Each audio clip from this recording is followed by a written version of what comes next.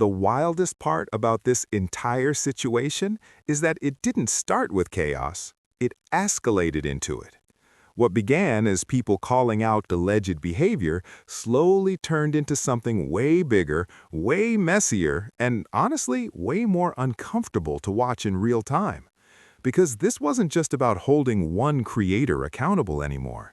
This turned into a full-on internet pile-on, where anyone even remotely connected to the name Leah Ashe suddenly became fair game. And that's when things crossed a line. Watching this unfold felt less like sipping tea and more like watching someone's entire career and the careers of innocent people around her get torched simultaneously. Fans weren't just upset, they were angry, emotional, and moving fast. Faster than facts, faster than context, faster than empathy. And once that kind of momentum starts online, it doesn't slow down easily.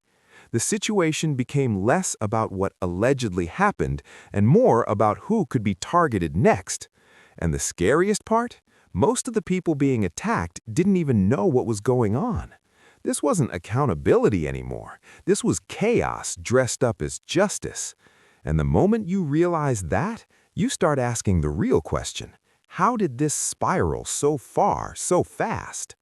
What shocked people the most wasn't just the accusations themselves, it was how quickly MeganPlays' fanbase went from protective to full demolition mode. Almost overnight, the energy shifted from support to scorched earth. And it wasn't just directed at Leah, it was directed at anyone who even existed in the same digital space. If you interacted with her, collaborated with her, or even posted an edit years ago, suddenly you were part of the problem. There was no pause, no verification, no room for nuance. The internet decided guilt by proximity was enough, and once that switch flipped, the comments turned brutal.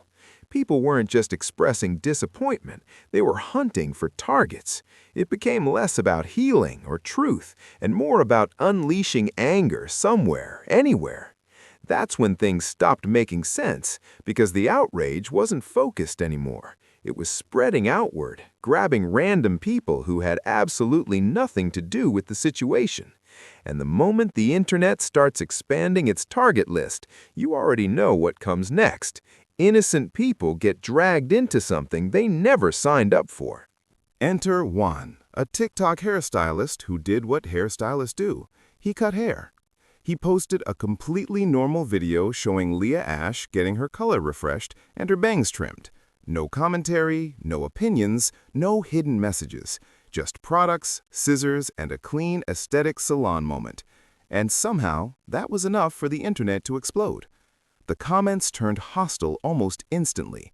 People demanded to know if he knew what she did, accused him of supporting alleged behavior, and even insulted his work as if his scissors were morally aligned. The wildest part, he had absolutely no idea what anyone was talking about. Juan wasn't online investigating Roblox YouTubers. He wasn't following drama accounts. He was doing his job. And when he responded, it was calm, confused, and completely reasonable. He explained that Leah was kind, professional, and that he didn't know about any controversy. He made it clear that his job wasn't to punish clients based on internet accusations, and honestly, he was right.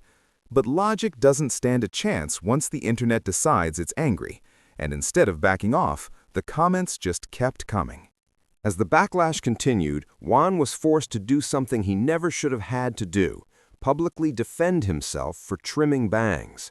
Thousands of strangers were projecting their anger onto someone who had no involvement, no context, and no responsibility for what allegedly happened. And this is where the situation really started to unravel. Because this wasn't an isolated incident. It became clear that fans weren't just reacting, they were unloading.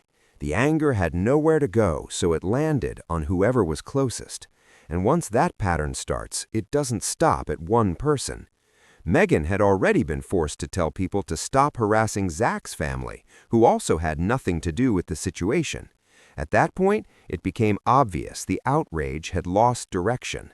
Accountability was no longer the goal, venting was. And when anger turns into a free-for-all, innocent people always pay the price.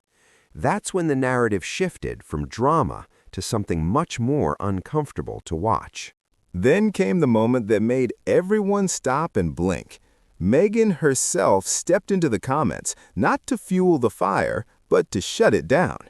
She apologized to the hairstylist and told him to take Leah's money and move on. And when the person who was actually hurt in the situation is the one telling everyone to calm down, that's when you know things have gone too far. Because let's be clear, nobody is defending alleged cheating, especially involving a newborn in a close friendship. That's serious. That's painful. But Megan understood something the internet didn't seem to grasp. Hurting random people doesn't undo the trail. It just creates more damage. Her response came across like the exhausted parent trying to rein in a crowd that had completely lost control. And instead of reflecting, many fans just kept going. Meanwhile, someone else was taking a very different approach. While all of this chaos was happening, Leah returned to YouTube like nothing was wrong. Daily uploads, carefully chosen titles, videos that looked like they were about to address everything, but never did. Each thumbnail teased acknowledgement, and every video avoided it completely. The comment sections turned into war zones. Supporters fought critics, critics demanded answers, and Leah stayed silent. And whether intentional or not, the strategy worked. Views went up, engagement skyrocketed, her name stayed everywhere. People felt played, like the scandal was being used as background noise to fuel clicks without ever being addressed. The longer the silence lasted, the louder the frustration became. And just when things started to cool down, Megan spoke again. Megan posted a TikTok about capitalizing on trauma. She didn't name names. She didn't need to. The caption said everything. One is punching up. One is punching down. One is climbing out of a hole. The other is spitting on the person they threw into it. The internet immediately connected the dots. The comments exploded. Some were brutal toward Leah. Others were deeply supportive of Megan. And Megan liked several of them. That was all it took. Without saying a single name, she confirmed what people already suspected. But beneath all the noise, something else became clear. Megan wasn't stuck. She was moving forward. Megan's 2025 wrap-up TikTok changed the tone completely. One